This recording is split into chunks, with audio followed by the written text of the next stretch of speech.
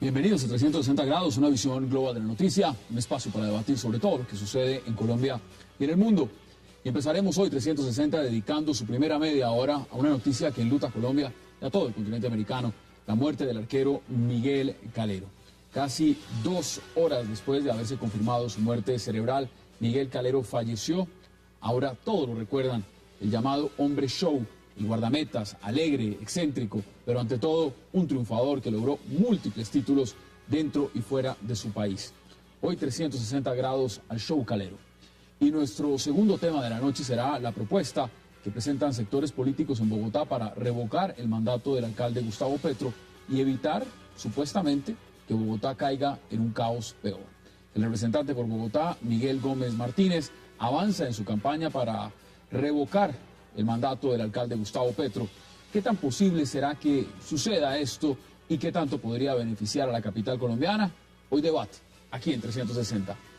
Y nuestro tercer tema de la noche será la polémica entrevista que concedió el alto consejero presidencial Lucho Garzón, confesando que en 2 meses y medio que lleva en el cargo solo ha calentado la silla, al igual que otros consejeros presidenciales.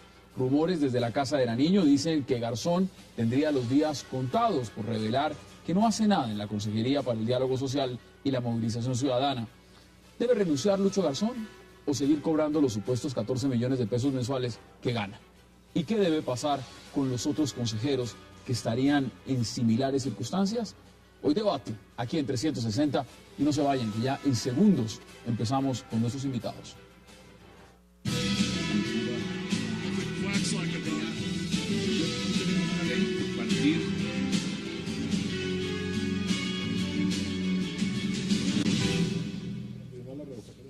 Y empecemos de inmediato a hablar de lo que ha significado el fallecimiento de Miguel Calero, el tema para el cual le doy la bienvenida a Rafael Villegas y a Marden Devia, 2 expertos en fútbol, 2 reconocidos hombres de deportes, y qué placer tenerlos a los 2 esta noche en esta mesa. Rafa, un gustazo, Hassan, un gustazo, muy buenas noches. Qué placer. Bueno, Rafael, aquí se fue un grande, y se fue un grande de verdad. ¿Qué significa realmente que se vaya Miguel Calero en unas circunstancias, hombre, muy lamentables, tristes, que esta tarde lo estaba viendo usted transmitiendo y llamaban oyentes llorando, personas muy conmovidas? ¿Quién era Miguel Calero realmente? Bueno, en primer lugar, muchas gracias, Hassan. Un saludo muy cordial a todos. Muy doloroso, demasiado doloroso que un hombre tan joven, 41 años de edad apenas, pues hombre, haya partido, pero a la vez con su partida se va creando la leyenda, porque se va el hombre pero queda la leyenda, por todo lo que hizo Miguel Calero a lo largo de su carrera deportiva, no solamente en Colombia, sino particularmente en México. Un ídolo desde todo punto de vista, un ídolo del fútbol, no, ya no digamos solamente de Colombia y de México, sino continental. Y a mí me ha llamado poderosamente la atención, y lo decía esta tarde en el programa, la reacción de la gente. Conmovida la gente, porque hemos perdido muchos deportistas, hemos perdido muchos futbolistas en circunstancias, algunas muy complicadas, algunas muy difíciles. Pero yo recuerdo 3 hechos, Hassan, que realmente me han llamado la atención. El primero, la muerte de Andrés Escobar. Lo de Andrés Escobar concitó todo un movimiento en el país. Lo segundo, el atentado a Luis Fernando Montoya. Y lo tercero, esta muerte de Miguel Calero. Es impresionante, y usted lo pone en un contexto también que uno lo empieza a ver y entiende perfectamente lo que usted está diciendo. Figuras muy importantes en ámbitos todos del fútbol, ¿no? Sí. Fútbol de Colombia. Sí, a tal punto, Hassan y Rafa, que era conmovedor ver hoy el hijo del dueño del Pachuca. Es decir, Miguel llegó hace 7, 8 años a la disciplina del Pachuca, al fútbol mexicano, en su carrera Sporting de Barranquilla, un equipo desaparecido, su título con Deportivo Cali, su título con Atlético Nacional y su transferencia. Y mire las cosas que le dejó a Miguel esta carrera. Su primera transferencia fueron 20 pares de guayos. ¿Su primera transferencia? Sí, su primera. Cuando él sale de la escuela de Ginebra, su ciudad natal, y va a la escuela Carlos Sarmiento Lora. Lo contaba el día anterior el señor Ángel, que tuvo mucho que ver con la vida deportiva y después llegar a trabajar a lo que llamaron en su momento la fábrica de los arqueros que manejaba el desaparecido Carlos Portela. Es que ustedes lo ponen y uno lo puede ver en varias dimensiones. Mire, usted mencionaba equipos. Si no empecemos por el final, empecemos por el principio. ¿Qué significa para el Cali, por ejemplo? No, pues para el Cali fue el arquero que sale campeón después de 20 años largos de no conseguir un título. Pero después, la transferencia de un arquero que hizo un récord. $1.300.000 en aquella oportunidad, cuando es traspasado del Deportivo Cali al Atlético Nacional, que en su época, en el contexto de hoy, Rafa, un Estamos escándalo. hablando de equipos grandes. Claro, yo diría que Calero entra en el Deportivo Cali a reemplazar a un hombre de la categoría de Pedro Sape. Pedro Sape fue el arquero más grande que tuvo el Deportivo Cali y uno de los más grandes del país. En el año 75, Pedro Sape con la Selección Colombia fue subcampeón de la Copa América. Sape se va del Deportivo Cali, se lesiona un hombro, bueno, se va del Deportivo Cali. Y el Cali comienza a contratar arqueros. El arquero previo al que reemplaza a Miguel Calero es Carlos Leonel Truco. El boliviano naturalizado. Boliviano naturalizado, hombre que jugó precisamente en la selección de ese país. Pues bien, llega Miguel, toma esa posición. ¿De cuántos años estamos hablando? ¿Podría tener Miguel Calero en ese momento? ¿Unos 20 años, menos? Estamos hablando del año 96, Miguel Calero nació en el año 71, para que hagas la cuenta. Y llega Miguel Calero y toma la posición en el Deportivo Cali. Y como lo decía Marden, después de 21 años, el Deportivo Cali vuelve a salir campeón. O sea, para esa hinchada ya significa algo muy importante. Demasiado importante. Aparte, porque no era un arquero común y corriente, era un hombre carismático, un tipo simpático, un tipo que hacía show. De hecho, por eso le colocaron el show Calero. Podemos hablar en esa gama, y ustedes que son los conocedores del tema, de una camada de buenos arqueros históricos en Colombia. Sí, se pueden mezclar, yo digamos, lo diría que es Mondragón, lo que claro, es Córdoba, lo que porque es Calero. aparece René en su contexto, ¿no es cierto? Lo que significó René y lo que sigue significando René en el mundo entero. Es el portero y uno de los jugadores de mayor reconocimiento hoy por hoy en cualquier parte del mundo a donde usted llegue, le mencionan si es colombiano, Higuita, automáticamente. Pero aparecen los tres arqueros, Córdoba, Mondragón y Calero. Esos tres nombres. Ellos tres, contemporáneos, arqueros de características diferentes. Natural, su condición natural. Los otros dos de trabajo inmenso. Córdoba tenía que trabajar mucho. Mondragón trabajaba demasiado. Calero no. Calero era natural. Él era así. Y tenía, de los tres, era el que más se acercaba a lo que dejaba René. Porque sabía jugar, porque marcaba goles, porque pateaba tiros libres. Porque era un show. Él le daba un plus extra a la afición. Todo un carácter. Mire, tengo declaraciones importantes. Veamos qué han dicho justamente sobre el fallecimiento de Miguel Calero y volvemos con Rafael a la mesa.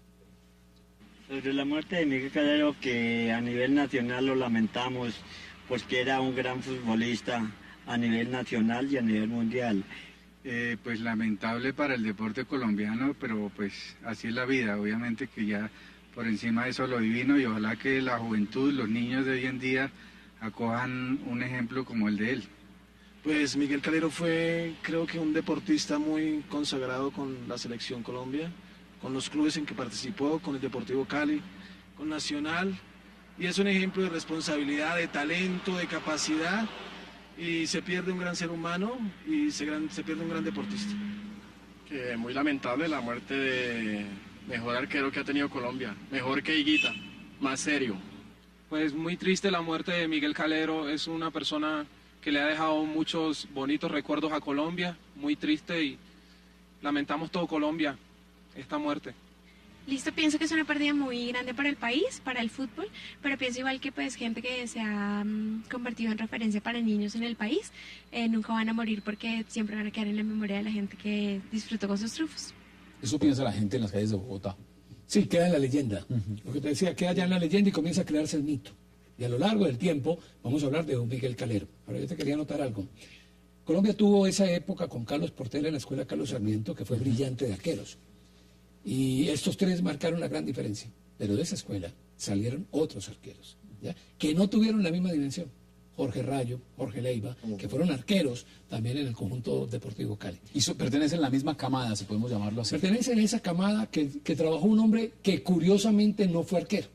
Era un zaguero central, Carlos Portela, que fue el hombre que los trabajó, fue el maestro de todos ellos. O sea, ahí hay un nombre importante para todo lo que significa la historia de los arqueros en Colombia. Claro. Mire, hablamos de Cali. Usted menciona el traspaso importantísimo en ese momento nacional. Sí, un traspaso, entre otras cosas, por un arquero en el medio colombiano, escandaloso. Ahora, $1.300.000. Mire, usted está hablando de un equipo tradicional importante como es el Deportivo Cali. Y el Nacional es otro equipo grande.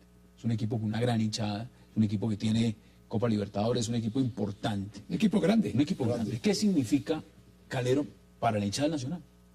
Yo diría que lo mismo o más que para la hinchada del Cali. Porque fue campeón con Atlético Nacional, fue campeón con ese equipo y se convirtió en la gran figura y en el gran líder de ese equipo. Él por donde pasó, excepto por Sporting, que es un equipo muy pequeño, además él llegó con 17 años. 17 años. Pero fue también el equipo que le dio el paso al Cali luego. Lo que pasa es que él era arquero de la Selección del Valle. Y en la Selección del Valle de 15, 16 años, con Reinaldo Rueda, hoy técnico de la selección ecuatoriana, pues él comenzó a mostrar todo lo que tenía. Y le buscaron la posibilidad de ir a algún equipo donde él pudiera seguir creciendo. Y curiosamente va al Sporting de Barranquilla.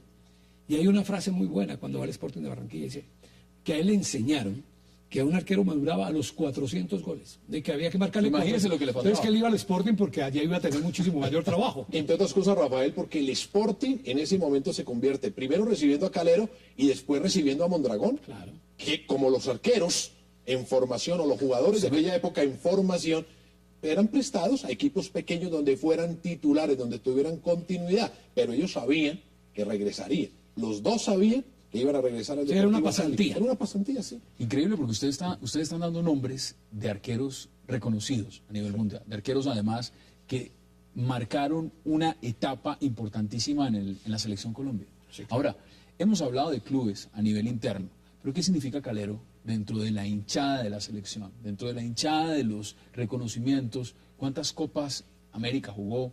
¿Cuántas eliminatorias estuvo presente? ¿Qué Calero- significa también en ese marco para el país? Calero jugó las Copa América desde el año 91. Jugó Copa América desde el año Con 91. Chile García en Chile. Exacto, desde el año 91 hasta el año 2001, cuando Colombia sale campeón y Calero era arquero de esa selección, pero como suplente de Córdoba. Y entre otras cosas, Calero dice en alguna entrevista que quizás la meta que no logró fue ser arquero titular de la selección. De la selección. Y lo decía como un reconocimiento a lo de Oscar Córdoba. Es decir, Calero fue un segundo que supo ser primero. Supo. Y eso es muy importante. Claro, él sabía dónde estaba, frente a Córdoba, frente a Farid, él qué posición ocupaba. Y entonces él llega a la Selección Colombia, está en esos periodos en la Selección Colombia. En el año 2001, repito, fue campeón con la Selección Colombia en esa Copa América. Pero indudablemente desde el año 99, el año 2000, que es cuando él decide marcharse, ¿ya? Por una apuesta, porque Pachuca no era un equipo grande en México. Oye, ahí es donde quiero ir, porque importante mirarlo en la coyuntura. Estamos haciendo paso por paso, un recorrido muy rápido, por supuesto, por el tiempo limitado que tenemos nosotros en televisión, pero ustedes van narrando la historia y cada paso que ha dado este hombre ha sido respetado, ha sido reconocido, ha sido admirado por una hinchada. A tal punto que en la Copa América del 99, en el estadio de Luque, y se acuerda Rafa que estuvimos ahí esa tarde de Luque, a mí jamás, y hoy sí que le viene uno a la memoria. 4 de julio de 1999. Exactamente, una tarde que hacía un sol ¿Qué pasó ahí? bárbaro. Cuénteme, porque yo no sé qué pasó ahí. Bueno, Colombia enfrentó a Argentina y el titular fue Miguel Calero. Se paró al frente Martín Palermo, que por esa época, el jugador de Boca, venía a jugar en la selección. Le pateó 3 penaltis y no le pudo marcar. Ninguno. Y pateó el primero y se lo tapó, pateó el segundo y la tiró por afuera, pateó el otro y también lo falló. Y quedó en el registro aquel partido que después Colombia terminó ganándole ampliamente a Argentina, pero no llegó a la final de esa Copa América del 99. Pero queda en ese registro antirécord para Palermo, 3 penaltis en un mismo partido y el arquero era Miguel. El arquero era Miguel Calero. Miguel Calero. O sea, una tarde inolvidable. Inolvidable. Sí, inolvidable por todo, ¿no?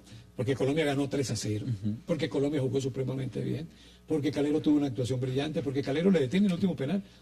Si uno se pone a escuchar la narración de los argentinos, el relator de Argentina era Marcelo Araujo, el comentarista era Macaya Márquez, y uno se pone a escuchar el relato de esos 3 penales y realmente se queda impresionado. Voy a buscar esos audios. Búscalos. Voy a buscarlos. Son muy buenos. Mire, vamos a hacer una pausa y al regreso entraremos con estos 2 grandes del fútbol, conocedores del deporte en Colombia y en el mundo, para hablar de la otra etapa, porque Miguel Calero tuvo una etapa en México, una etapa llena de gloria y de reconocimiento. No se vayan, ya volvemos.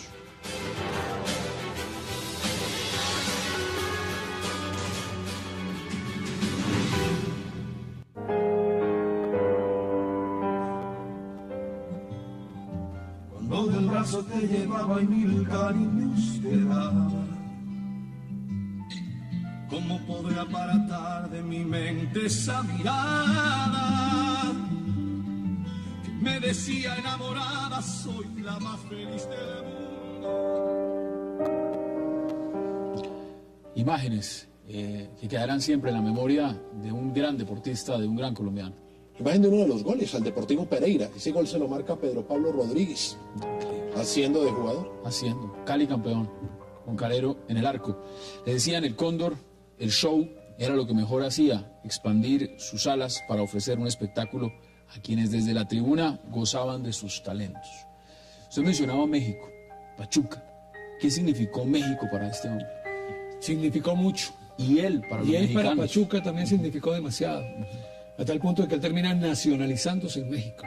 Tengo acá cifras, usted las conoce mejor que yo, dice, disputó 495 partidos y alcanzó 10 títulos. Exacto. Fue campeón en Pachuca, fue campeón nacional, fue campeón internacional, fue campeón de la Conca Champions, que es la Copa de Campeones de la CONCACAF. Fue un hombre brillante por donde pasó. Campeón de la Sudamericana, primer equipo mexicano que viene a jugar a territorio de este lado del continente, de Sudamérica, sí. De Sudamérica, y gana el título, además con gran protagonismo, porque fue fundamental en las definiciones desde el punto penal en todo ese tipo de torneos. ¿Qué era el Pachuca antes de Calero? Yo diría que Pachuca era un equipo pequeño que normalmente, y en México tiene esta particularidad, mi querido Hassan, y se acaba de ratificar. Tijuana, que es un equipo totalmente desconocido, acaba de ganar el campeonato. O sea, eso pasa. Sí, claro, en su momento equipos con poca historia hacen un par de refuerzos, hacen una buena campaña, y allá se juega algo similar a lo que se hace en Colombia, que son los dos torneos, y normalmente o llegan a la final o sorprenden, y acaba de sorprender un equipo de poca historia, ganando el equipo de Tijuana. Y Pachuca en su momento no era lo más representativo de México, que uno sabe que es América, que son las Chivas, que de pronto es Cruz Azul, los más llamativos, ¿no? Lo que pasa es que, curiosamente, el fútbol mexicano tiene su catedral en Pachuca. Es decir, prácticamente que el fútbol mexicano arranca en Pachuca. Entonces, a lo largo de toda la historia, ha tenido equipos más o menos importantes, pero cuando llega Miguel, el equipo venía del descenso.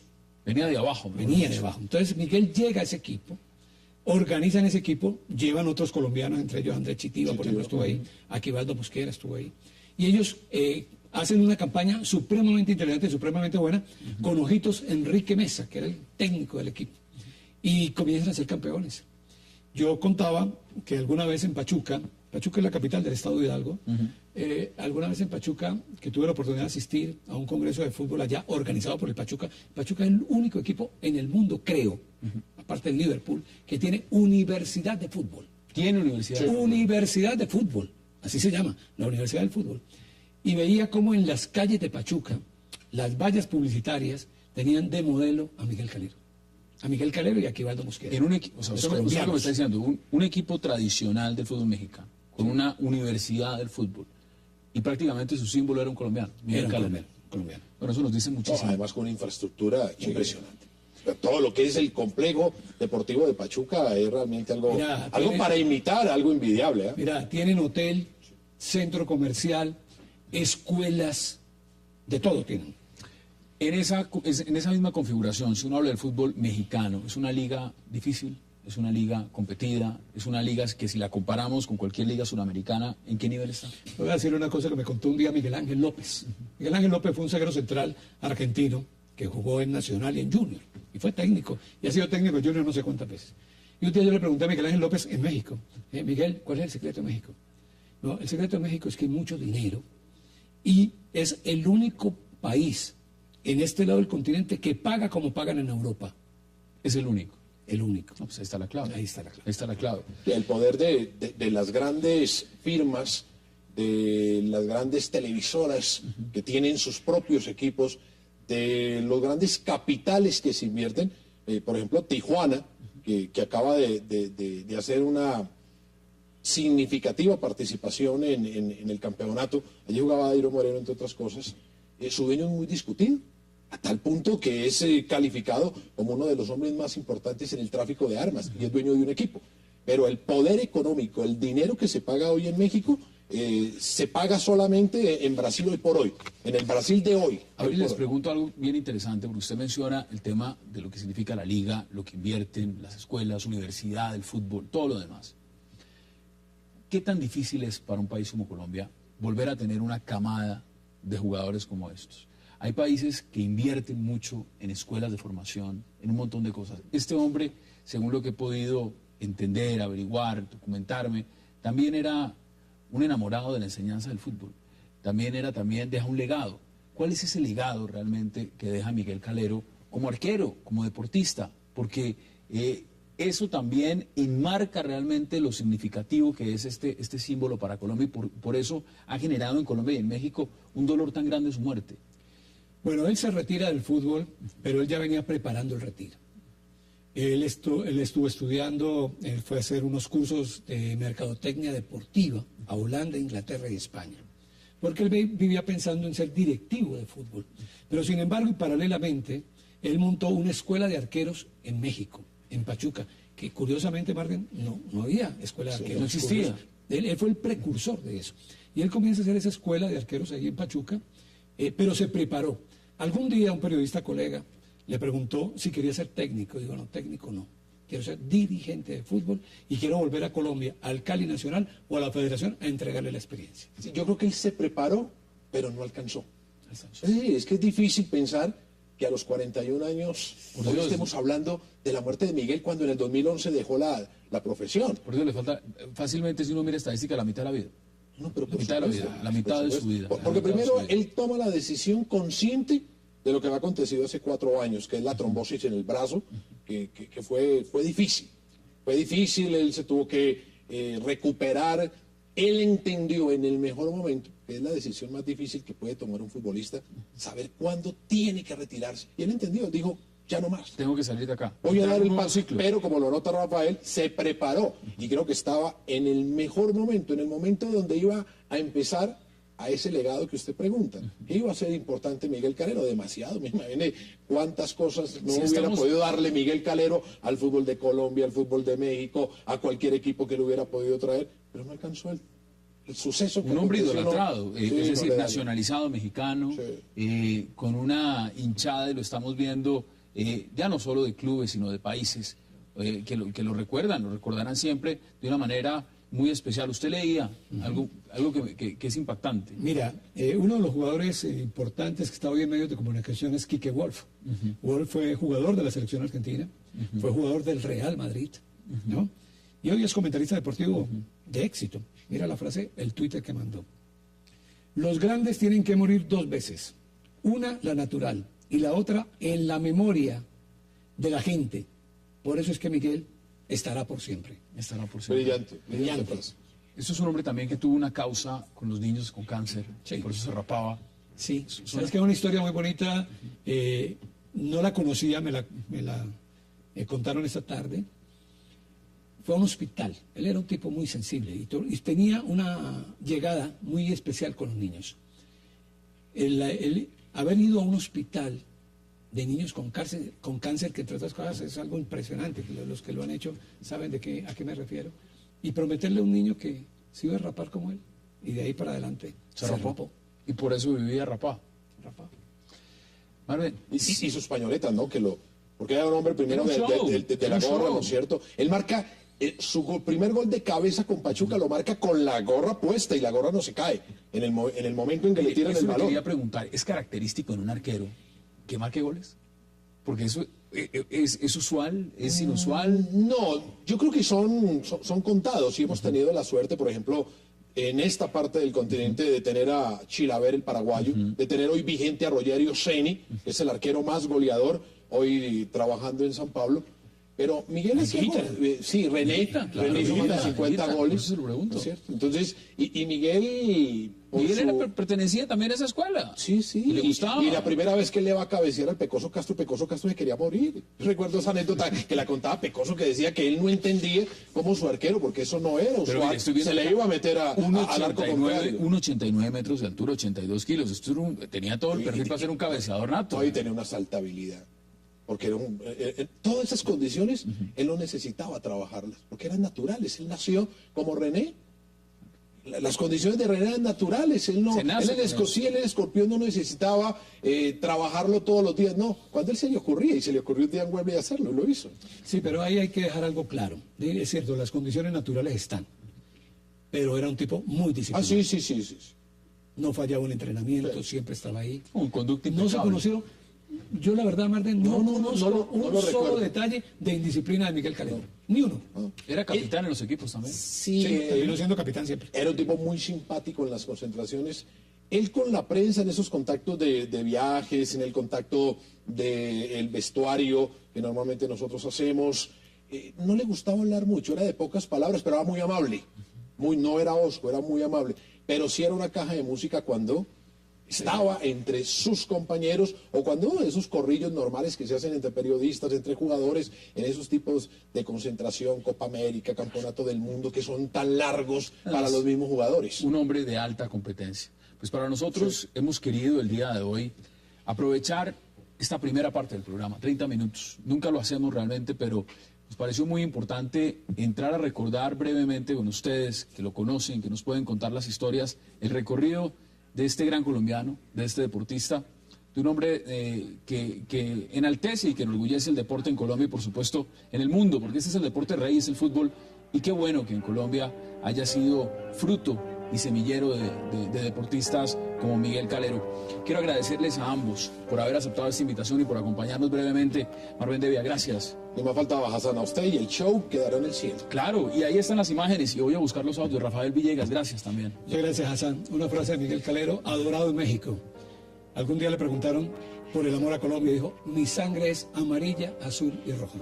Con eso los dejamos y vamos a hacer una pausa porque entraremos luego a debatir, como siempre, un punto importante de la agenda en Colombia. No se vayan, ya regresamos.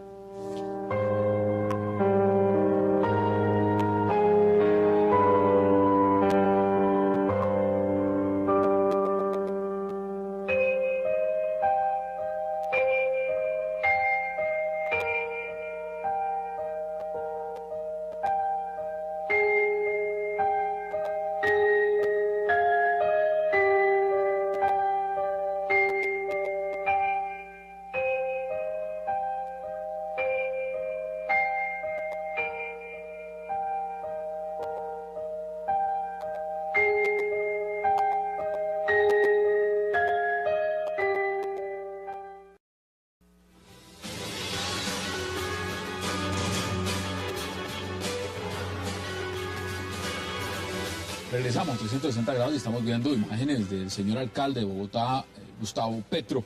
El tema de la revocatoria de su mandato pues está puesto sobre la mesa. Y para eso, para debatir sobre ese tema, le doy la bienvenida a 4 invitados de lujo, como siempre, a la concejal Angélica Lozano. Buenas noches. Gracias por acompañarnos. A Jaime Eduardo Arango, gracias también. Buenas noches, muchas gracias. Al congresista Guillermo Rivera, gracias, congresista. Buenas y por noches. supuesto también al representante del Esforo Pedraza, gracias por acompañarnos. Muy complacido. ¿Tiene futuro esta iniciativa? ¿Cómo lo ve usted?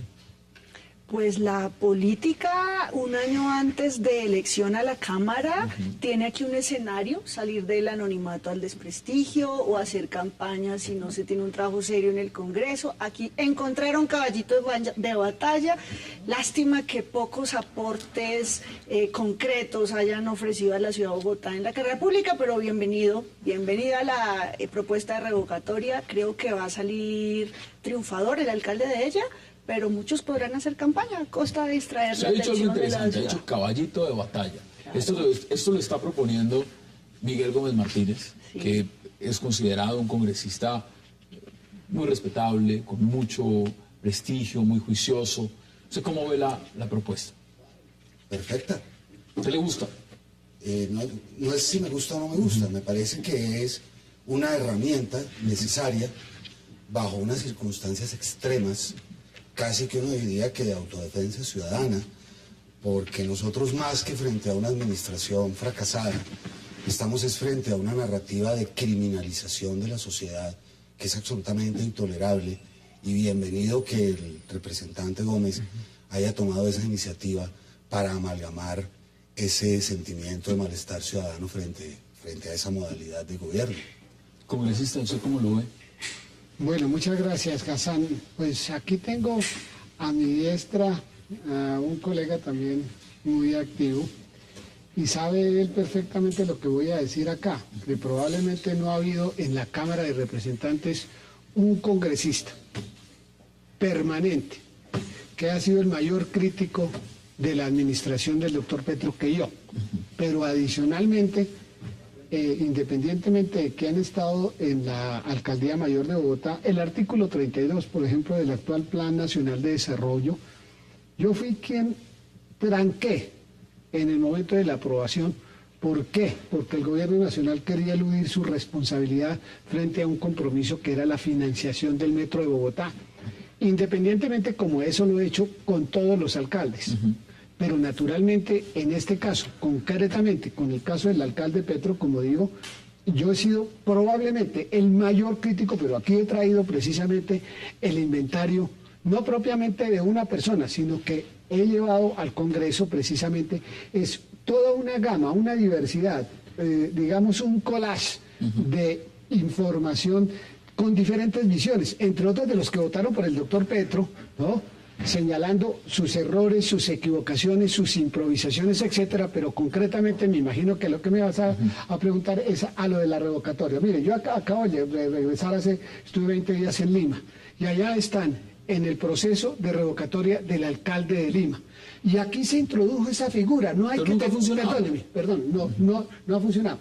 Yo particularmente en este momento no estoy de acuerdo, ¿sí? Independientemente, como digo, de haber sido y de seguir siendo el mayor crítico del alcalde de Bogotá. Pero importante lo que usted dice, porque usted dice, mire, yo he sido un crítico del alcalde, sí, pero al mismo tiempo no estoy de acuerdo. Sí, no estoy de acuerdo. ¿Usted cómo lo ve, congresista? ¿Usted sí le parece que esto tiene futuro y además voy más allá? ¿Usted sí está de acuerdo con la medida? No, yo no estoy de acuerdo, pero pues tiene el doctor Miguel Gómez todo el derecho de promover una iniciativa. Ese es un mecanismo de participación ciudadana y pues y cualquier otro ciudadano puede hacerlo, pero además todavía no lo puede hacer, digamos, en abstracto puede hacerlo, sí, pero hoy todavía no lo puede hacer. La ley dice claramente que transcurrido un año contado a partir de la posesión de un alcalde o de un gobernador, se podrán presentar iniciativas de revocatoria. Enero del próximo año. En enero del próximo año podría. Ahora, yo no estoy de acuerdo y le voy a dar una razón elemental. Que entre otras cosas fueron las razones por las que el legislador exigió que transcurriera al menos un año. Entre enero y junio de este año regía todavía el plan de desarrollo de la administración de Samuel Moreno. Correcto. Entre junio y septiembre, una vez aprobado por el Consejo Distrital, el plan distrital de desarrollo debería armonizarse. Es decir, de septiembre a diciembre solamente se ha ejecutado el plan distrital de desarrollo que presentó el alcalde Petro al Consejo Distrital, que el Consejo aprobó, pues con 3 meses de, digamos, de vigencia de un plan distrital de desarrollo. ¿Cómo van a decirle a los bogotanos, oiga, vamos a revocarle el mandato a un señor que solamente lleva 3 meses de ejecución? A mí eso me parece... ¿Usted qué dice al respecto? ¿Usted está de acuerdo con ese argumento? Yo insisto, esto no es un tema de ejecución administrativa. Lo que los ciudadanos en Bogotá rechazan mayoritariamente no es lo que haga o no haga el alcalde, es su actitud, es la forma en que ha creado un escenario de confrontación social absolutamente innecesario y destructivo para la administración misma. Por eso, incluso la misma precipitud, si lo queremos ver así, de la opción de revocatoria es prácticamente una respuesta a ese acoso al que el alcalde ha sometido a la ciudadanía de Bogotá. Mire, veamos las palabras directas de quien está promoviendo el tema de la revocatoria, el congresista Miguel Gómez Martínez. Ya perdimos un año sin avances en temas estructurales como el metro, que no sabemos si habrá ni por dónde, la ampliación de Transmilenio, el futuro de la avenida longitudinal de Occidente y la carrera séptima. Él da sus argumentos y dice además, esto es por el bien de la ciudad para que retome su rumbo. ¿Puede retomar su rumbo? Ahora, veo los argumentos que dice aquí el congresista Rivera y tiene solidez en algunas cosas. Llega y dice, mire, ¿cómo se le puede exigir a un gobernante en 3 meses, o en 4 meses, o en 5 meses, o pongámosle el año completo, en un año no, que dé resultados? Hay unas cosas sobre las cuales, es decir, uno no puede, pues, con perdón de Guillermo, no puede atribuirle todo, por ejemplo, el nombramiento de un gabinete. Entonces usted no puede, pues, llegar a decir que espere un momento, porque es que a partir de junio es que podía el alcalde determinar de nombrar el gabinete. Sí, lo nombra en ese momento empieza. Usted no puede tener sectores como, por ejemplo, lo que ha sucedido con el Fondo de Seguridad de Bogotá, haber nombrado unas personas y siguen en interinidad. Usted no puede poner como en el tema de la unidad de servicios públicos, en donde lleva 4 gerentes.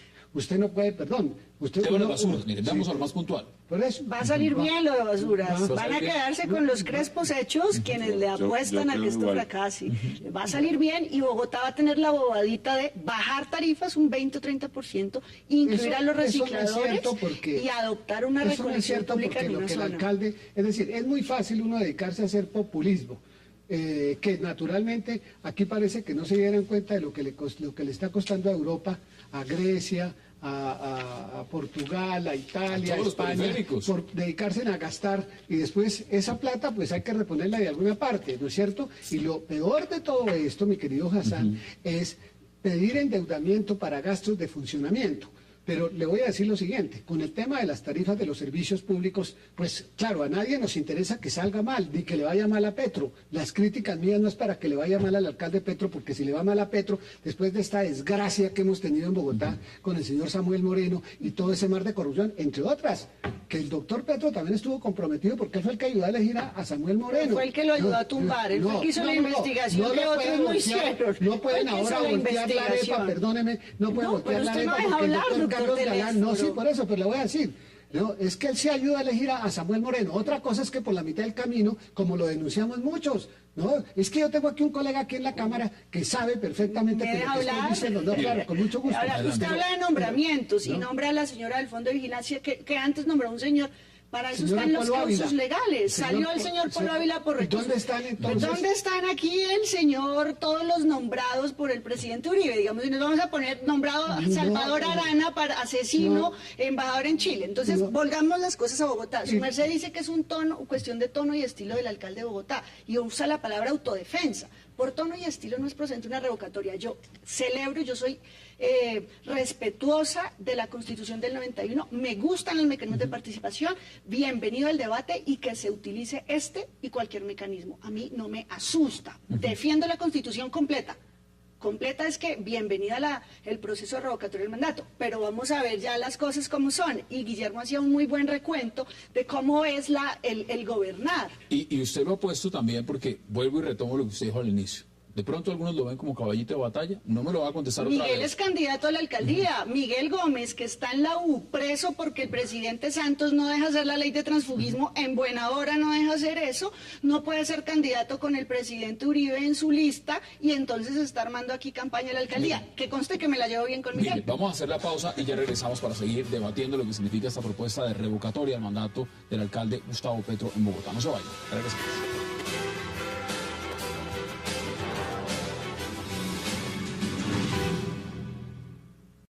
Es inadmisible que, por ejemplo, la ciudad pierda semanalmente 1.000 millones de pesos por la improvisada implementación del sistema integrado de transporte y que, a la fecha, no exista un plan de movilidad propuesta por la administración. Eso es lo que está diciendo el representante Miguel Gómez Martínez. Pero mire, el presidente del Partido Verde, lo leo textual, el representante Alfonso Prada, puso un tema también que me parece importante debatir con ustedes. Dice lo siguiente: es un error iniciar la revocatoria de un mandato cuando en la alcaldía hay un hombre como Petro. Dice, ¿quién dice? Que fuera guerrillero, el representante Alfonso Prada, que fue guerrillero y que con él se demuestra pluralismo y democracia en Colombia, y simultáneamente estamos sentados en La Habana pidiéndole a guerrilleros que se metan a hacer política para terminarlos revocando. ¿Qué dicen ustedes frente a ese argumento? Es una interesante realidad, porque esta guerra que nos tiene hastiados es cuestión de toda la sociedad superarla para ocuparnos de la realidad de nuestro país, es la desigualdad estructural. Decirle a las FARC, vengan, hagan política, conquisten el corazón de la gente con argumentos e ideas, y el día que gane algo lo tumban, pues ¿a qué está jugando el Estado colombiano? Pues tampoco, es decir, porque él también propuso lo de la revocatoria de Samuel Moreno. Es que, a ver, uno no puede, pero Samuel no era uno puede mirar solamente la vida en el ojo ajeno sin mirar en el propio, ¿verdad? Es que aquí, y en eso, pues, como decía Guillermo, pues Miguel tiene todo el derecho de poder presentar una iniciativa porque es para eso está. ¿Sí? Claro. Aquí se dan unos argumentos de decir por qué sí o por qué no. Yo digo, me parece que en este momento, pues eso no es conveniente, la verdad, porque la ciudad termina perdiendo más. Pero no puede ser simple y llanamente el argumento de que es porque el señor se reinsertó, porque Petro sí que ha tenido demasiadas posibilidades. Y le digo lo siguiente, yo fui probablemente una persona de las más duras críticas contra algunos concejales del partido de la U que dijeron en la oportunidad pasada, cuando Petro era candidato a la alcaldía, que no podía presentarse, porque me parece que eso no tenía absolutamente sentido alguno. Entonces, hoy, pues tampoco ese puede ser... Pero yo sí creo, Hassan, que el argumento de Prada tiene mucho sentido para este país, porque es que estamos hablando del segundo cargo más importante de Colombia, después del presidente de la República. Y que a Petro le vaya bien, y esa es, digamos, parte de las razones por las cuales yo quiero apoyar al alcalde Petro, porque me parece que es un mensaje muy importante para la sociedad colombiana, demostrarle a ella misma que en un cargo tan importante, un hombre que se la jugó por la democracia, que dejó las armas, que haga una buena administración. Y que eso sirva de ejemplo, de referente a todo este proceso de paz y que convierta a esta sociedad en una sociedad más pluralista, más tolerante. Navarro, que hizo una magnífica alcaldía y una magnífica gobernación, y lo hizo también en el Valle. Pero es que no es lo mismo ser gobernador de Nariño y alcalde de Pasto. Eso sí, pues claro que sí. Y eso que son casi mis paisanos, digamos, pero no es lo mismo eso que ser alcalde de Bogotá. Ahora, pero un histórico de violencia no justifica que uno gobierne mal. Esas son las reglas. No, es que nadie está justificando eso. Porque yo me reinserté, entonces tengo derecho a gobernar mal y que no me revoquen. No, es que nadie está justificando eso. Las reglas del juego democrático son esas. Nadie está justificando eso, y empiezo por decir que yo no estoy diciendo que está gobernando mal. A mí me parece que Petro... No, usted sí, yo estoy diciendo que no. Yo estoy diciendo que no está gobernando mal, pero que además es muy importante el mensaje para esta nación. A mí incluso no me gusta ese término de que es un mecanismo de autodefensa de los bogotanos, porque es que también los términos y las expresiones tienen sus sutilezas y sus significados. Y ese término de la autodefensa fue en gran medida el que empañó al gobierno anterior que ustedes defendieron tanto. De tal manera que yo apelo más a una sociedad pluralista, democrática, y creo que a Petro no se le han reconocido cosas que es importante reconocer. Pero mira, aquí está. ¿Cómo no va a ser importante que bajen las tarifas del transporte público? ¿Cómo no va a ser importante que se reconozca el mínimo vital de agua, entre otras cosas, que lo acaba de reconocer la propia Corte Constitucional? ¿Cómo no va a ser importante que la zona de esta ciudad, que tiene la gente que vive en una zona de esta ciudad, que tiene un Renault 4 para ir a llevar las flores a domicilio, el plomero que tiene un Renault 4 para a domicilio cumplir con sus tareas de plomero, es decir, la gente que depende de su transporte, de su carrito viejo para vivir, que esa gente no tenga pico y placa? ¿Cómo no va a ser importante? Es que yo siento que a veces en Bogotá se piensa desde la Plaza de Bolívar hacia el norte y se nos olvida a los opinadores que hay otra ciudad. Y que esa ciudad también cuenta. Los 500 negocios vecinos de la Plaza de Bolívar que están quebrados. No están quebrados. Y a ustedes se les olvidan los negocios de la recolección de basura, que se ganan una billonada de plata. Yo quiero decir una pequeña flor. Una revocatoria del mandato, un intento casi que no se le ha negado a nadie. Jaime Castro, promovido por Navarro y Petro, Enrique Peñalosa, por Dios, enfrentó una campaña durísima, agresiva. A los únicos que no se les ha intentado es a Antanas Mocus en sus 2 mandatos, a Lucho Garzón, y vaya uno a ver, a Samuel Moreno, el pícaro, corrupto, acabó con la ciudad, y ahí sí donde estaban los prohombres. Entonces, Petro, bienvenido al mecanismo. Exacto. Petro lo que hizo fue analizar hasta el último peso de la contratación. Ese es un cuento. Pero él y Avellaneda y Carlos Vicente fueron a la fiscalía. Traigo un nombre, muchos lo hicimos, lo que pasa ellos llevaron a la fiscalía y es la cabeza del proceso. Sin desconocer que Carlos Fernando. No, pero es que, con perdón de Guillermo, yo le voy a decir que sí está gobernando mal. Es que es muy sencillo uno hacer populismo rebajando las tarifas. Y le voy a decir lo siguiente, el tema de la protesta de la gente, doctor Rivera, en Bogotá, no fue por el alza de las tarifas o por el valor de las tarifas en el Transmilenio, ha sido por el mal servicio al cual ha llegado en demasiados portales. Los portales de Transmilenio, que ya coparon su capacidad. Y de marzo a la fecha ha mejorado. Perdóname, es que usted no puede venir aquí a costa de seguir diciendo que con rebajando las tarifas usted le va a mejorar el servicio porque la gente...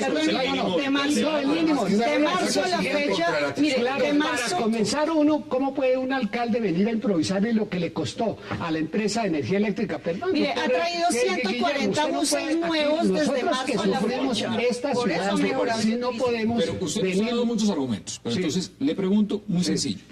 ¿Usted le parece que está gobernando mal?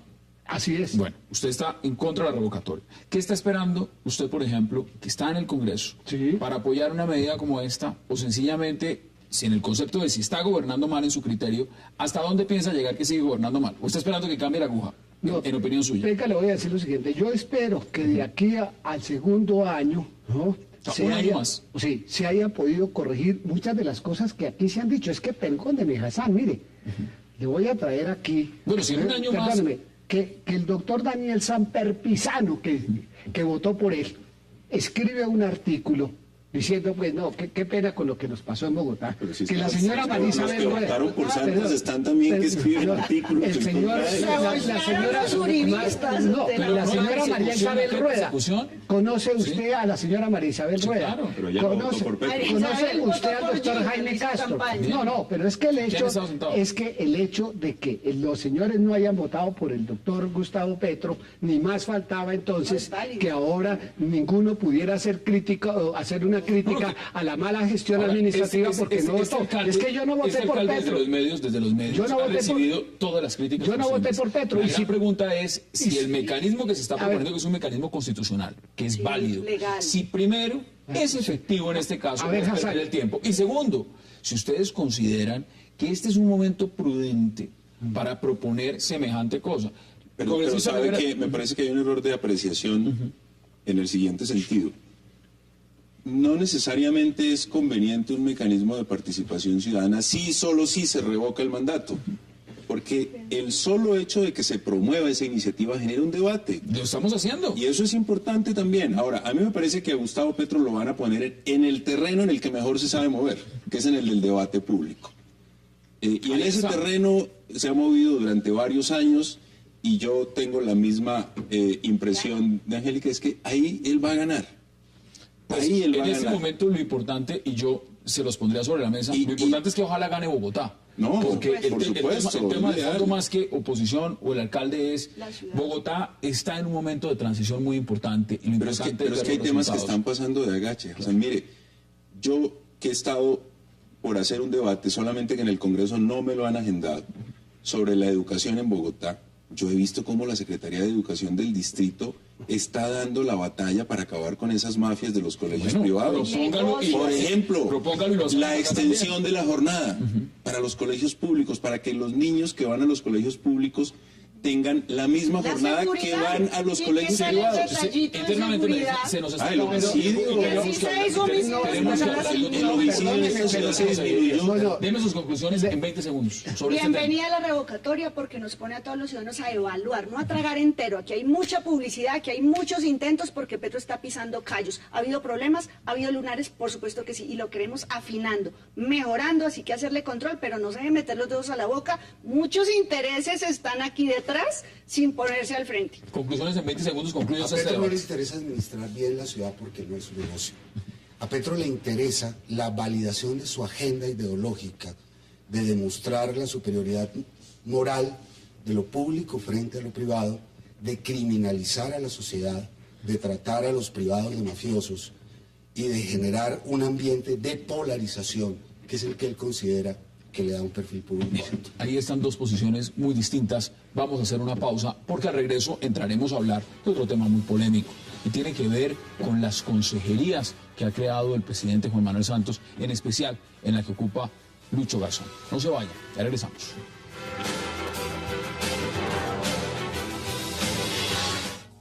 Llegó a Colombia Fonte Celta, el agua mineral más pura. Fonte Celta, enriquecida con solidaridad. Pero usted fue nombrado ministro consejero en esta precisa materia. ¿Qué sucede? Francamente siento que estoy calentando la silla y que estoy causando un detrimento patrimonial involuntario al erario. Las consejerías que ha creado el presidente Juan Manuel Santos. ¿Usted le parece que sirven esas consejerías, Jaime Eduardo? No. Yo se lo pregunto es porque Lucho Garzón dice, siento que estoy calentando la silla. Yo caliento esta silla, por ejemplo, 1 hora y media al diario y termina muy caliente, pero pues yo siento que estoy calentándola, pero estoy trabajando, estoy haciendo algo. En este caso, cuando uno dice siento que estoy calentando la silla y no está haciendo nada, la primera pregunta que le surge a uno es, bueno, ¿y entonces usted qué hace ahí? Es que el caso de Lucho Garzón es muy especial, porque yo ni siquiera me explico cómo es que no lo han despedido. Mire, y a uno lo despiden porque uno hace mal las cosas. Cuando al señor Garzón lo nombraron consejero, entre otras cosas rapándole funciones al vicepresidente cuando estaba a punto de morirse, el tipo decidió que a los 15 días iba a hacer la gran marcha por la paz, ¿recuerdan? Eso fue como el 15, el 16 de octubre, y la tuvo que cancelar un día antes. Por la próstata del presidente. Ni más ni menos. La tuve que cancelar un día antes porque nadie iba a ir. Eso no es cierto. Porque nadie iba a ir. Eso no es cierto. Y lo invito a Puerto Asís este sábado para que vea lo que es una marcha y en la que tengo que reconocer que Lucho Garzón ha participado en su organización. Pero él dice que una de las razones por las que se quiere ir es porque no quiere seguir siendo jefe de campaña suyo y organizándole marchas. Pues qué maravilla ese jefe de campaña. Honor que me hace. Bueno. Pero lo invito a usted para que vea lo que es una marcha. Y a Lucho para que las vea también, porque la que hizo no le salió. No, es que no le salió porque el presidente se enfermó. Se suspendieron las marchas por la salud del presidente, porque la idea inicial, y sigue siendo la idea, es que el propio presidente participe de marchas en apoyo a la reparación a las víctimas y en apoyo a los esfuerzos que hace el gobierno nacional por buscarle una salida política al conflicto armado. Es que este país no todo es uribista. Hay ciudadanos colombianos que pensamos distinto al uribismo y nos vamos a manifestar. No, es que no era de Lucho, era de todos. Muy mal. Era de todos. Muy mal. ¿Cómo ve usted el tema de esa consejería y específicamente pues, esas declaraciones? Es decir, cuando se está calentando la silla, pues, hombre, no la caliente más, o si la está calentando, pues póngala a producir, o ¿qué le dice usted literalmente frente al cargo que está ocupando en este momento? No, yo no sé las razones en detalle, pero lo que creo es que es lo que está reclamando es una mayor articulación de todo el gobierno en función del diálogo y de la movilización social. Yo pensaría eso. Ahora, creo que lo de Lucho o las tareas de Lucho un poco se han obstaculizado por circunstancias ajenas a la voluntad de todos. Se enfermó el presidente, su cirugía en octubre, el fallo de la Haya, es decir, ¿no será que unas circunstancias que han venido trastocando funciones? Lo nombraron en un cargo y es como le digan a usted, mire, siéntese ahí, pero yo le pregunto, mire, siéntese ahí, pero no opine, siéntese ahí, pero de eso que usted quiere hablar, no puede hablar, realmente. No, lo que pasa es que digamos que las consejerías tienen básicamente la función de articularse con los ministros, con los directores de departamento administrativo. Y creo que él está en esa tarea, digamos, de lograr una articulación, y él en su mejor estilo está reclamando esa articulación por la vía de una entrevista. Veamos declaraciones polémicas frente a este tema. Nosotros nos hemos convocado no de ahora, hace muchísimo tiempo, antes de que él fuera designado ministro de Asuntos, sin importancia, ministro de Asuntos Sociales, no sé cuál es el cargo realmente, pero ese es un tema que creo que debe trascender a lo que nosotros queremos hacer en el día de hoy. lo invitamos a que participe, a que vaya, a que comparta con nosotros, a que realmente pueda él también recoger de la experiencia y de los saberes que van a expresarse en el día de hoy para que no se llene de contenido la agenda de la cual él hace parte. No sé cuál es el cargo realmente. Pero venga, Hassan, yo voy a hacer lo siguiente. Una persona que fue alcalde mayor de Bogotá, que tuvo consejeros, que sabe para qué sirven. Yo le digo una frase de los romanos que decían que nadie puede alegar su propia torpeza. Es decir, si el señor don Lucho aceptó el cargo con esta consejería que elevó el presidente de la República, pues si yo previamente le digo al presidente, bueno, pero hágame el favor porque además se estaría violando un principio, una norma legal, y es que no puede haber cargos que no tengan funciones claramente determinadas. Eso está señalado en la Constitución y en la ley. Entonces, si Lucho decide aceptar un cargo de consejero, no puede uno de la noche a la mañana pretender, ¿no?, entre otras, cuando hay, digamos, un armazón, un tejido de muchas entidades que a lo mejor hacen labores, digamos, parecidas o similares, y en donde hay mucho celo, ¿no?, muchas veces en que cada quien quiere lucirse, pues naturalmente yo creo que lo que Lucho tiene que hacer es con cabeza fría, porque me parece que uno es muy fácil salir a echar chistes, ¿no? Pero es que alrededor del puesto. Francamente siento que estoy calentando la silla y que estoy causándole un detrimento patrimonial involuntario al erario. Yo no sé si lo dice de manera cómica o no. Estilo, ¿no? La realidad es una. La realidad es que en este caso la pregunta es, ¿y usted qué hace ahí? Ahora, lo dice Piedad Córdoba, no sé cuál es el cargo. Realmente cuando uno ni siquiera sabe para qué es el cargo y el que está en el cargo no sabe qué hace ahí, entonces la pregunta también es equivalente a... ¿Estos son cuotas burocráticas? Antes se repartía la mermelada con notarías, ahora se reparte con consejerías, ¿o realmente estos cargos para qué los crearon? Pues mire, buena pregunta, porque yo creo que aquí tengo el decreto del 11 de septiembre que crea con 9 funciones el cargo que hoy ocupa el alcalde Garzón, exalcalde, pero el punto es Santos. Él es el que crea cargos a diestra y siniestra, tiene más de 20 consejerías, él tuvo una fundación muchos años de buen gobierno. Yo sí le exijo al presidente que diga, si crea un departamento, aquí lo dice, ministro consejero del presidente, y no le da vida a las funciones, ¿cuál es el diseño institucional al que nos está llevando el presidente Santos?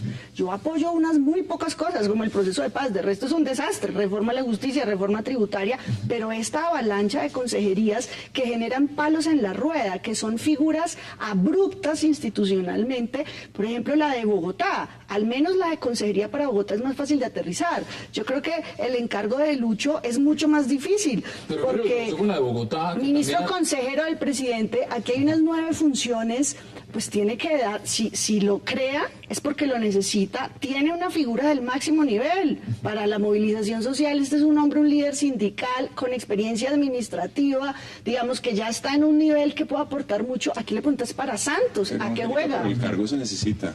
Claro, el tema es un cargo que se necesita porque realmente las apuestas de este gobierno, sobre todo la política de reparación a las víctimas y el empeño por buscarle una salida política al conflicto armado, requieren de una movilización social que apoye esas políticas. Sí. Porque es que no nos podemos quedar con todo el respeto por Jaime, con el uribismo por un lado, la derecha extrema haciéndole oposición al gobierno, y en el otro extremo la marcha patriótica. Este gobierno también tiene unas causas y unos propósitos alrededor de los cuales también hay que movilizar a la ciudadanía. Pero, y esa era la tarea, es la tarea que tiene el ministro consejero, sea Lucho Garzón o sea cualquiera. Es que, digamos, hay unas funciones que tiene que cumplir quien está en ese cargo.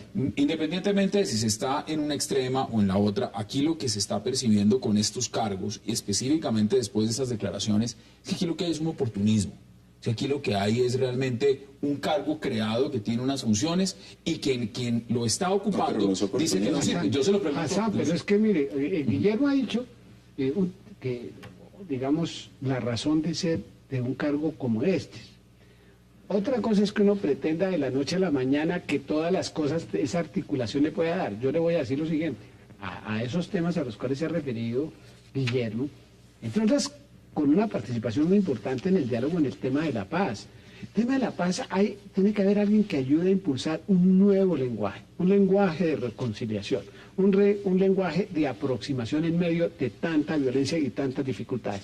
Tenemos el tema de las víctimas. ¿Acaso es que el país se le olvida? Aquí las víctimas han sido de las FARC, las víctimas han sido los paramilitares, las víctimas han sido de todos. Y entonces hay que buscar gente que esa corriente le impulse en un sentido, una energía positiva. ¿Le parece poco lo del tema de las tierras, la restitución de tierras? Un tema que, ese tema, por ejemplo, es uno de los temas más neurálgicos que va a tener el país y que tiene históricamente, pues, si hay un país que tenga unos índices de desigualdad y unos índices que demuestran una muy alta concentración de la tierra en el mundo, es Colombia. ¿Y qué se necesita? Una voz que ayude a eso. Pero eso hay que hacerlo, viejo. Esto no es una carrera de velocidad, esto es un tema de resistencia. Esto no tiene que ver también con una unidad nacional, y aquí lo plantea también Lucho Garzón, una unidad donde todos han querido enfrascarse dentro de ese marco que está presentando el gobierno Santos, y aquí él mismo lo menciona, dice esa unidad no existe, y aquí como líder del Partido Verde realmente lo que se ofreció fue una cuota, un cargo para... Lucho tiene un problema muy serio, y es que es una personalidad sumamente relevante, pública. Por lo tanto, tiene agenda propia. Él pensó que ese cargo lo iba a catapultar a él a convertirse en un líder de máximo perfil en temas de paz. El gobierno, sus jefes, metódicamente le han negado ese protagonismo. El equipo negociador está cerrado. Lo tienen otros y el equipo negociador está. Yo pienso que a él no le está rentando, a nivel de opinión, estar ahí. Y menos al Partido Verde, que le dan la consejería más pobre y la consejería sin ninguna burocracia. Yo quiero decir algo. Yo creo que Lucho con esa entrevista revela su honestidad, su dinamismo, y aquí estoy yo y puedo hacer mucho. La respuesta la tiene el presidente, porque no puede empezar un diseño institucional y no dejarlo desarrollar ni madurar. Yo creo que Lucho está que se trabaja, y eso es lo que dice en la entrevista, y bien lo dice el doctor Telésforo. Lo que hay son desafíos en los que una personalidad con las horas de vuelo, con su experiencia, puede aportar, pero Santos está cerrado. Si al aire o no... Hagamos esa pausa.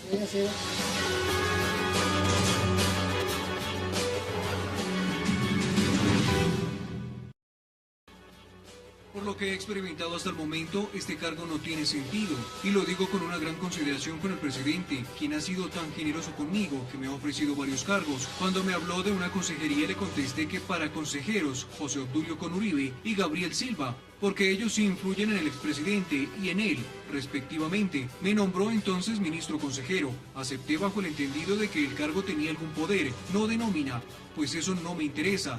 Tampoco de manejo de presupuesto, sino de ejecución y de responsabilidades concretas. Más declaraciones de las que dio Lucho Garzón en esta entrevista. Mire, Jaime Eduardo, usted decía el tema de la paz, que de pronto le aspiraba a ese tema de la paz, y aquí lo contesta. Dice, a mí no me interesa, lo digo con claridad. Estar en La Habana, esa no es mi prioridad, porque sin ofender a nadie no soy pazólogo. Ahora, si en el tema social la coyuntura en Colombia actual no pasa por la paz, uno se preguntaría también, entonces, ¿cuál es el interés real? ¿Usted cree, digamos, que estas declaraciones son válidas? Sí, son válidas, porque en realidad a él no le interesa estar en La Habana. Él lo que quería era ser el líder acá, el líder de la movilización social en función de la paz, atravesado por todas las normas que, entre otras cosas, ha promovido el Partido Liberal, de ley de tierras, ley de víctimas, y que él fuera capaz de amalgamar todos esos grupos y liderarlos. Si en un par de años una persona logra eso, es una persona que se convierte en un presidenciable. Esa era la ilusión interna de Lucho. Yo creo que Lucho no necesita ilusiones, él ha sido una prueba de reconciliación. Él hizo una administración en Bogotá bien calificada por los unos y los otros, una persona de izquierda, un enfoque social, izquierda moderada, que él rompió con las FARC hace muchos años. Yo creo que el último que quisieran ver en La Habana es a él, y él dudo que quisiera ir, porque él ha sido un crítico de las FARC y de esa combinación de formas de Lucho. Yo creo que él tiene mucho por aportar y necesita es que el presidente Santos no ande firmando decretos sin leer, sino que le ponga fuerza a las funciones que le dijo. Es que le dio 9 funciones, doctor Pedraza. Entonces déjele algunas. Primera, asesorar al presidente en el diseño, implementación, seguimiento y evaluación de la Política Nacional de Diálogo Social y Participación. ¿Cuál es esa política? Segundo, coordinar realización de espacios de interacción y diálogo permanente entre ciudadanos y autoridades. Lo que hay aquí son chicharrones, y alguien como él que ha sido ejecutivo y que ha sido movilizador social puede ayudar a desactivar por el bien de la ciudad, del Estado, perdón, de la sociedad, encontrar el cauce. Muchos dicen que, mire, esas consejerías, eso es como papel pisado, y realmente ponerse a ver las funciones no están. Algunos están esperando que creen la nueva consejería para llorar el fallo de la Haya. Y la pregunta es quién se le va a medir a esa consejería y si tiene lágrimas para votar. Mire, vamos al plano mayor, no solamente la figura de Lucho Garzón. Es el tema de las consejerías. Lo vimos con Gina Parodi enfrentándose con el alcalde Petro. Luego una reunión muy cordial entre el alcalde y el señor presidente, y sale el alcalde por Twitter diciendo: no, salí feliz de la reunión. Entonces, ¿para qué está peleando la consejera? Lo ve uno en otro marco, mucho más amplio, con el tema de la que tiene que ver con seguridad. Es decir, ¿sirven estos instrumentos o no sirven? Seamos prácticos. ¿Usted qué dice? Yo sí creo que sirven. Eso no se pueden descalificar por una razón. Mire, hay una preocupación que naturalmente depende cada quien el prisma con el cual lo mire. Gina Parodi hizo una excelente campaña en la alcaldía, con un excelente programa, es una mujer de primerísimo orden, me parece que es una persona que propositiva. Hay divergencia, pero hay una divergencia respecto de lo que Gina ha hecho, por ejemplo. Voy a ponerle un caso concreto que es muy importante. ¿Cómo pudo ser posible que la línea de Transmilenio no llegara al aeropuerto de Dorado? ¿Y cómo podría ser posible que el distrito dejara perder 190.000 millones de pesos? No los perder, doctor Pedraza. Bueno, querían que se repitiera la historia de la 26. Es que digo que espero que no. ¿Y eso qué fue lo que hizo? Gina llegó a decir: hombre, hay que impulsar este tipo de cosas. Claro, una persona que tiene es la figuración de ella, y pues desde luego un tema como estos, entonces ya lo convierte en una controversia. ¿Qué pasa al otro? Aquí no puede haber un solo funcionario que esté por encima de la Constitución y la ley, no le estamos ninguno de nosotros. Que la superintendencia, el superintendente de Servicios Públicos, doctora, yo dejé la constancia del doctor César González, que por lo demás fue gerente de la empresa de acueducto y alcantarilla de Bogotá, diciendo: mire, oiga, señor alcalde, usted tiene que someterse a este tipo de cosas, ¿sí? Que el superintendente de Industria haya ido y entonces diga: bueno, no, pero esto es una cosa que montó Gina y que tal, y que es para atravesársele a Petro. No, yo creo que hay que mirar las cosas con criterio positivo, y le voy a decir lo siguiente: a una persona, el doctor Rivera, digo con conocimiento de causa, conoció al doctor Petro, que no era cualquier joyita disparando, era como una especie de bomba racimo, ¿no? Él llegaba y despachaba contra todo el mundo. Algunas veces sus denuncias tenían peso, otras veces sí, pero otras veces le digo porque me tocó a mí. A mí me tocó. Quiero dar la oportunidad de que usted pueda también concluir en 30 segundos. ¿Cuáles son sus conclusiones? No, yo creo que las consejerías sirven, y además no se les inventó este gobierno. Todos los gobiernos nacionales de los últimos 20, 25 años han tenido consejeros. Y creo que cumplen su tarea. Ahora, frente a esta del diálogo social, reitero, creo que las coyunturas de la salud del presidente y las coyunturas pues de la salud del país por el fallo de la Corte Internacional de la Haya trastocaron toda una agenda. El primer resultado concreto de interacción del gobierno con los ciudadanos para apoyo al esfuerzo que está haciendo el gobierno de búsqueda de una salida política al conflicto y al proceso y a la política de reparación de víctimas, salvo lo que ya ocurrió en Necoclí en febrero de este año, el primer resultado concreto es la movilización de Puerto Asís este sábado.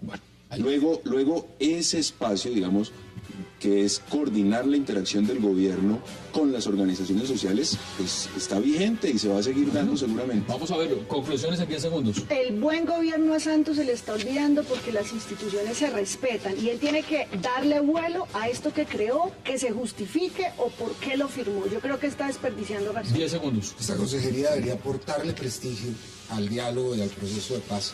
y no lo hizo, perdió 20 puntos en 3 meses. Es una consejería fallida. Hay que cambiar de consejero. Eduardo Ramos, gracias por aceptar la invitación. Concejal Angélica, gracias por aceptar la invitación. Congresista Rivera, gracias por aceptar la invitación. Y por supuesto, congresista Pedraza, gracias por aceptar la invitación. Y a ustedes, gracias por acompañarnos. Nos vemos mañana aquí de nuevo, 7:30 p.m. en Cable Noticias, para seguir debatiendo la agenda política de Colombia y del mundo. Hasta una próxima oportunidad.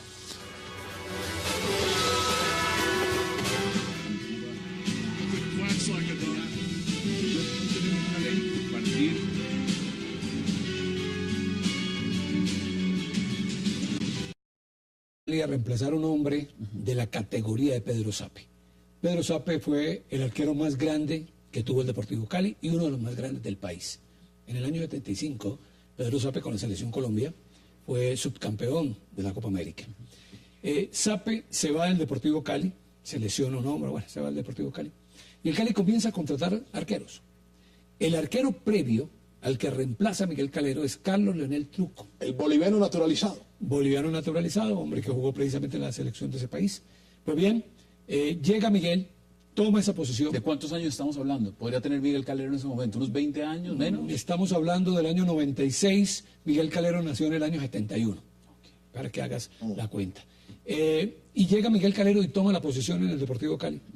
Y como lo decía Marden, después de 21 años, el Deportivo Cali vuelve a salir campeón. O sea, para esa hinchada ya significa algo muy importante. Demasiado importante. Aparte, porque no era un arquero común y corriente, era un hombre carismático, un tipo simpático, un tipo que hacía show. De hecho, por eso le colocaron el show Calero. Podemos hablar en esa gama, y ustedes que son los conocedores del tema, de una camada de buenos arqueros históricos en Colombia. Sí, se pueden mezclar, digamos, lo que es Mondragón, lo que es Córdoba, lo que porque es Calero. aparece René en su contexto, ¿no es cierto? Lo que significó René y lo que sigue significando René en el mundo entero. Es el portero y uno de los jugadores de mayor reconocimiento hoy por hoy en cualquier parte del mundo a donde usted llegue, le mencionan si es colombiano, Higuita, automáticamente. Pero aparecen los 3 arqueros, Córdoba, Mondragón y Calero. Esos 3 ellos 3, contemporáneos, arqueros de características diferentes. Natural, su condición natural. Los otros 2 de trabajo inmenso. Córdoba tenía que trabajar mucho. Mondragón trabajaba demasiado. Calero no. Calero era natural. Él era así. Y tenía, de los 3, era el que más se acercaba a lo que dejaba René. Porque sabía jugar, porque marcaba goles, porque pateaba tiros libres. Porque era un show. Él le daba un plus extra a la afición. Todo un carácter. Mire, tengo declaraciones importantes. Veamos qué han dicho justamente sobre el fallecimiento de Miguel Calero y volvemos con Rafael a la mesa. Sobre la muerte de Miguel Calero, que a nivel nacional lo lamentamos, pues que era un gran futbolista a nivel nacional y a nivel mundial. Pues lamentable para el deporte colombiano, pero pues así es la vida. Obviamente que ya por encima de eso lo divino, y ojalá que la juventud, los niños de hoy en día acojan un ejemplo como el de él.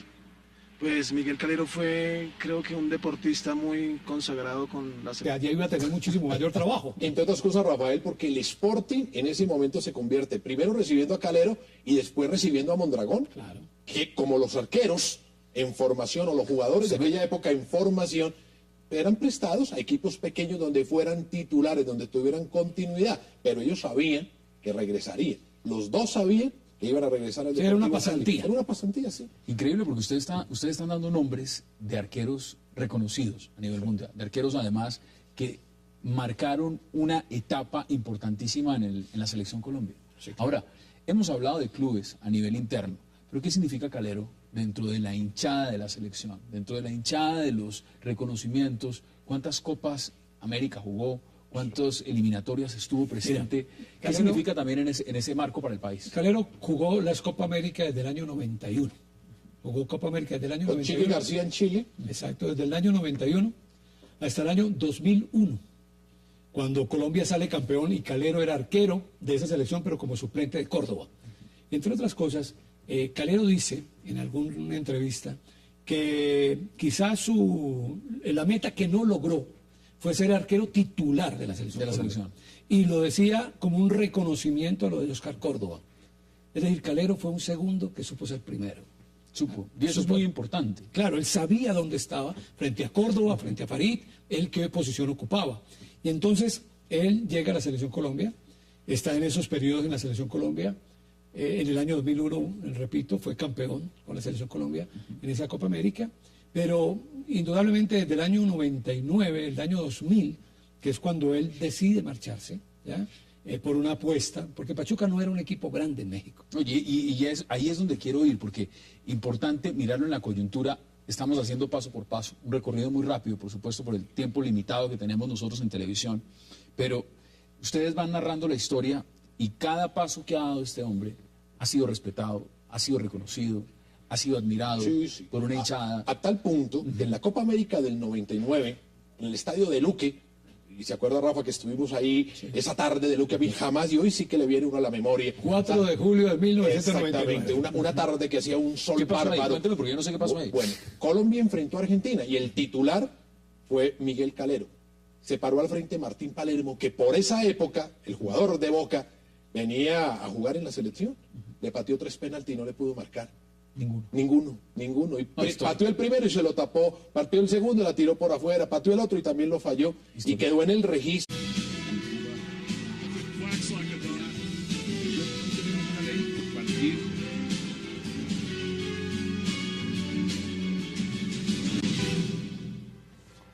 Bienvenidos a 360 grados, una visión global de la noticia, un espacio para debatir sobre todo lo que sucede en Colombia y en el mundo.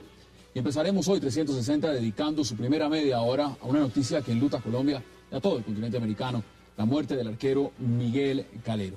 Casi 2 horas después de haberse confirmado su muerte cerebral, Miguel Calero falleció. Ahora todos lo recuerdan, el llamado hombre show, el guardametas, alegre, excéntrico, pero ante todo un triunfador que logró múltiples títulos dentro y fuera de su país. Hoy 360 grados al show Calero. Y nuestro segundo tema de la noche será la propuesta que presentan sectores políticos en Bogotá para revocar el mandato del alcalde Gustavo Petro y evitar, supuestamente, que Bogotá caiga en un caos peor. El representante por Bogotá, Miguel Gómez Martínez, avanza en su campaña para revocar el mandato del alcalde Gustavo Petro. ¿Qué tan posible será que suceda esto y qué tanto podría beneficiar a la capital colombiana? Hoy debate, aquí en 360. Y nuestro tercer tema de la noche será la polémica entrevista que concedió el alto consejero presidencial Lucho Garzón, confesando que en 2 meses y medio que lleva en el cargo solo ha calentado la silla, al igual que otros consejeros presidenciales. Rumores desde la Casa de Nariño dicen que Garzón tendría los días contados por revelar que no hace nada en la Consejería para el Diálogo Social y la Movilización Ciudadana. ¿Debe renunciar Lucho Garzón o seguir cobrando los supuestos 14 millones de pesos mensuales que gana? ¿Y qué debe pasar con los otros consejeros que estarían en similares circunstancias? Hoy debate aquí en 360 y no se vayan, que ya en segundos empezamos con nuestros invitados.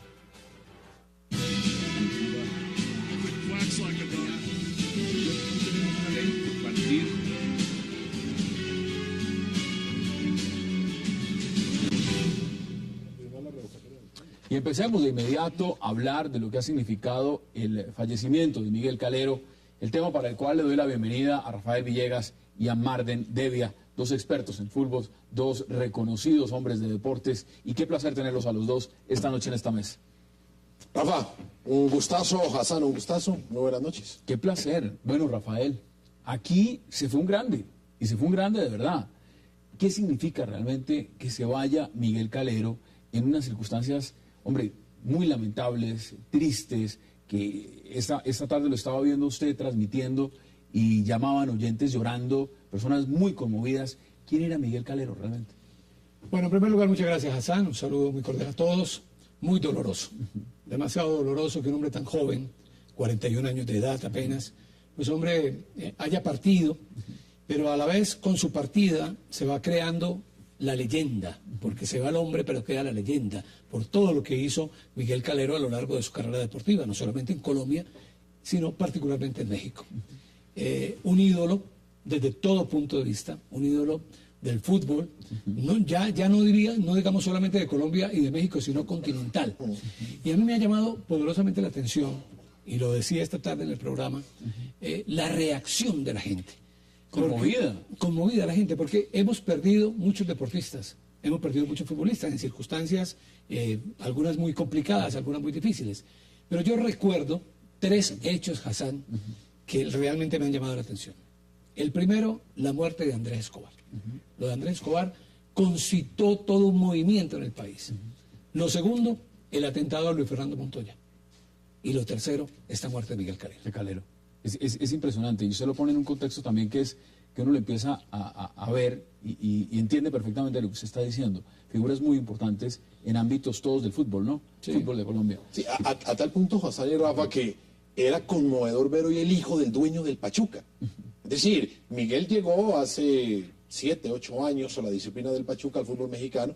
En su carrera, Sporting de Barranquilla, un equipo desaparecido, su título con Deportivo Cali, su título con Atlético Nacional y su transferencia. Y mire las cosas que le dejó a Miguel esta carrera. Su primera transferencia fueron 20 pares de guayos. ¿Su primera transferencia? Sí, su primera. Cuando él sale de la escuela de Ginebra, su ciudad natal, y va a la escuela Carlos Sarmiento Lora. Lo contaba el día anterior el señor Ángel, que tuvo mucho que ver con la vida deportiva y después llegar a trabajar a lo que llamaron en su momento la fábrica de los arqueros que manejaba el desaparecido Carlos Portela. Es que ustedes lo ponen y uno lo puede ver en varias dimensiones. Mire, usted mencionaba equipos. Si no empecemos por el final, empecemos por el principio. ¿Qué significa para el Cali, por ejemplo? No, pues para el Cali fue el arquero que sale campeón después de 20 años largos de no conseguir un título. Pero después, la transferencia de un arquero que hizo un récord. $1.300.000 en aquella oportunidad, cuando es traspasado del Deportivo Cali al Atlético Nacional, que en su época, en el contexto de hoy, Rafa, estamos hablando de equipos grandes. Claro, yo diría que Calero entra en el Deportivo Cali. Selección Colombia, con los clubes en que participó, con el Deportivo Cali, con Nacional, y es un ejemplo de responsabilidad, de talento, de capacidad, y se pierde un gran ser humano y se pierde un gran deportista. Que muy lamentable la muerte de mejor arquero que ha tenido Colombia, mejor que Higuita, más serio. Pues muy triste la muerte de Miguel Calero, es una persona que le ha dejado muchos bonitos recuerdos a Colombia, muy triste, y lamentamos todo Colombia esta muerte. Listo, pienso que es una pérdida muy grande para el país, para el fútbol, pero pienso igual que pues gente que se ha convertido en referencia para niños en el país, nunca van a morir porque siempre van a quedar en la memoria de la gente que disfrutó con sus triunfos. Eso piensa la gente en las calles de Bogotá. Sí, queda en la leyenda. Lo que te decía, queda ya en la leyenda y comienza a crearse el mito. Y a lo largo del tiempo vamos a hablar de don Miguel Calero. Ahora yo te quería anotar algo. Colombia tuvo esa época con Carlos Portela en la escuela Carlos Sarmiento, que fue brillante de arqueros. Y estos tres marcaron la gran diferencia. Pero de esa escuela salieron otros arqueros, ¿ya? Que no tuvieron la misma dimensión. Jorge Rayo, Jorge Leiva, que fueron arqueros también en el conjunto Deportivo Cali. Y pertenecen a la misma camada, si podemos llamarlo así. Pertenecen a esa camada que trabajó un hombre que curiosamente no fue arquero. Era un zaguero central, Carlos Portela, que fue el hombre que los trabajó, fue el maestro de todos ellos. O sea, ahí hay un nombre importante para todo lo que significa la historia de los arqueros en Colombia. Claro. Mire, hablamos de Cali. Usted menciona el traspaso importantísimo en ese momento nacional. Sí, un traspaso, entre otras cosas, por un arquero en el medio colombiano, escandaloso. Ahora, $1.300.000. Mire, usted está hablando de un equipo tradicional importante como es el Deportivo Cali. Y el Nacional es otro equipo grande. Es un equipo con una gran hinchada, es un equipo que tiene Copa Libertadores, es un equipo importante. Un equipo grande. Un equipo grande. ¿Qué significa Calero para la hinchada del Nacional? Yo diría que lo mismo o más que para la hinchada del Cali. Porque fue campeón con Atlético Nacional, fue campeón con ese equipo y se convirtió en la gran figura y en el gran líder de ese equipo.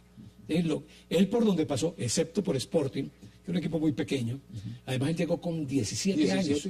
17 años. Pero fue también el equipo que le dio el paso al Cali luego. Lo que pasa es que él era arquero de la Selección del Valle. Y en la Selección del Valle de 15, 16 años, con Reinaldo Rueda, hoy técnico de la selección ecuatoriana, pues él comenzó a mostrar todo lo que tenía. Y le buscaron la posibilidad de ir a algún equipo donde él pudiera seguir creciendo. Y curiosamente va al Sporting de Barranquilla. Y hay una frase muy buena cuando va al Sporting de Barranquilla, dice que a él le enseñaron que a un arquero maduraba a los 400 goles, de que había que marcarle. Imagínese lo que le faltaba. Entonces que él iba al Sporting porque